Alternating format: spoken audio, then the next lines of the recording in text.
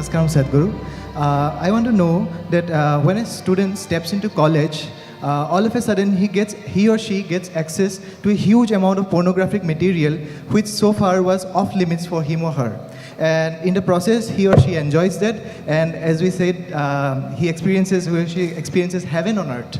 But and we even have nicknames for those people who overdo it. They masturbate.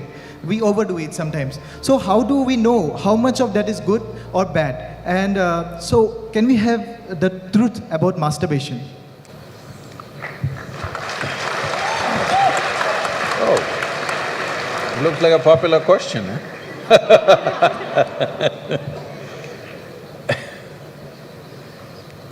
See, we have a biology. We cannot put it under the carpet. It's there. It's best we address it for what it is. But right now the problem in the world is because certain religious institutions in the world took this attitude that the very biology of the human being is wrong. Because of this, culture started hiding it under the carpet. Well, in this culture we never had it, but after the British came and left, we became more prudish than the British. But before that, if you look at our temples, all the outside temple art is all pornographic, if that's what you want to call it.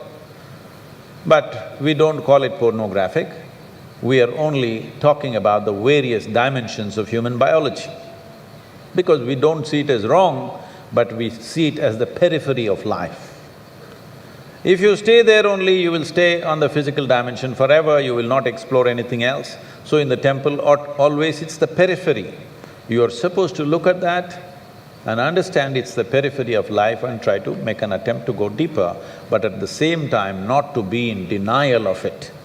Not to glorify it or not to be in denial of it is the most important thing. But in your college, watching these things on the whatever, your internet or whatever, people tell me that somebody told me, I don't know if these percentages are correct. When I was asking, what is the content? I was trying to understand the internet and its content, what is the real content on the internet? They're telling me, you should know, they're telling me 70% of the content on the internet is pornography. Is it so? Is it so? You must be the expert.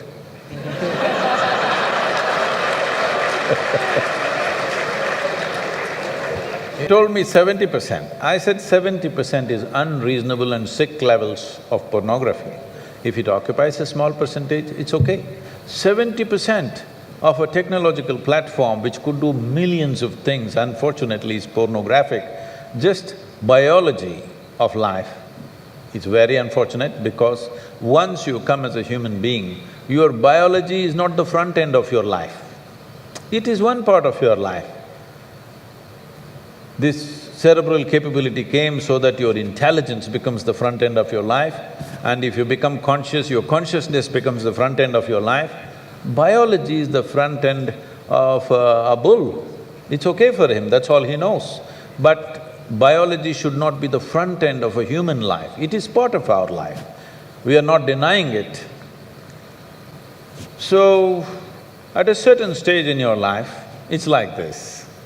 A 95-year-old man went for a medical checkup with his doctor. The doctor did a thorough checkup and said, "Hey, old boy, you're doing great for 95, no problem with you." Then the old man asked, "Doctor, but what about my sex life?" Then the doctor looked at him and asked, "Thinking about it or talking about it?"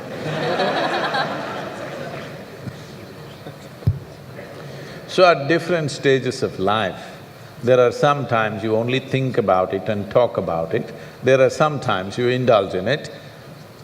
These are passing phases of life. How much of it is needed for you, you are the best judge. But at the same time, you came here not to explore your biology. At least you should have gone to MSc in biology. You shouldn't be wasting your time in a technological institute exploring biology. Does it mean to say you don't have biology, you don't have biological needs? You have, it's fine, but it must be on the periphery. It should not become the core of your life because it will reduce you in the sense a creature which was purely biological evolved into a place which has an intelligence of its own beyond its biology. See, animal intelligence works for its biology alone. How to get its food, how to get its mate, this is all its entire life is.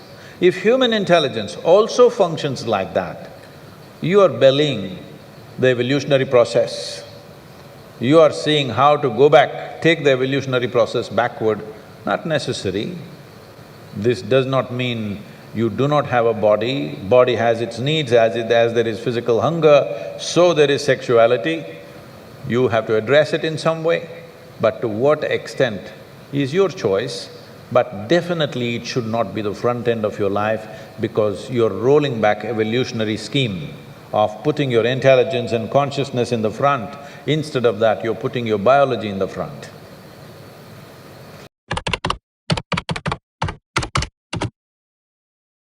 Well, you know, semen is the basis of your physical existence, whether you're a man or a woman. You have come into existence because that is 50% of the ingredient, yes? Well, we have skin, we have epithelial cells, we have hair, we have many other aspects of body, heart, liver, kidney, so many things. All these cells are of a certain potency in their own way. But semen is of an extraordinary level of potency, it can create a whole new life. Well, today you can take an epithelial cell and do lot of things in a laboratory and maybe we can clone you, all right? So the potential is here also, but it is not in the same dynamics as it is in a cell, which you're referring to as semen. So in the yogic culture, this is called as virya. Virya also refers to what you call as vajra, which means stability, or diamond, which is the hardest thing. So in the human body, virya is considered to be like vajra. That means it is one of the most potent things if you know how to use it. Well, how to use it means you can use it to produce a child, that's one thing. Well, if this question is coming because you are using it to spill it on the JNU bed sheets, okay? If that's how you're using it, well, that's your compulsion, you're doing whatever you're doing. This is not something to be judged morally, that's not the point, it's a question of what is the level of compulsion that one has. But anything in this body, can it be transformed into a different level of function? Absolutely. Not just semen, just everything in this body can be transformed. See, suppose I gave you all soup-making ingredients, same soup-making ingredients to every one of you.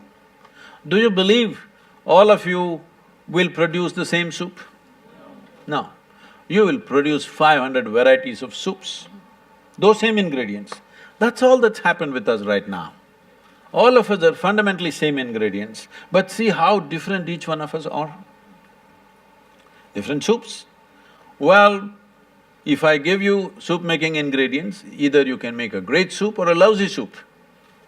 Depends what kind of skills you have, isn't it? So this goes for everything, not just for semen. Every dimension of your body and your mind, you can transform into something tremendous, or you can make it mediocre, or you can make it a serious problem. Every aspect of your life. That goes for this aspect of life also. This same energy, see, people are making it literal translations, but if you want to produce a certain, let's say, epithelial cells, how much energy the body spends on it? And if you want to produce a cell which you call a semen, how much energy body spends is very different. This can be scientifically established. So, when you're investing so much energy in that, obviously it has a potency if you know how to explore. But are you competent to explore? Are you capable of exploring? Do you have the necessary sadhana and guidance to do that? That's a big question mark. Every aspect of your life, a human being is capable of making it conscious. That includes sexuality. You can make that also into your conscious process. So once it's conscious process, it is no more something which decides the course of your life. It is not something that is compulsively working within you. It is something that you decide. That's how human life should be, isn't it? Everything you decide. You're not pushed or pulled into anything.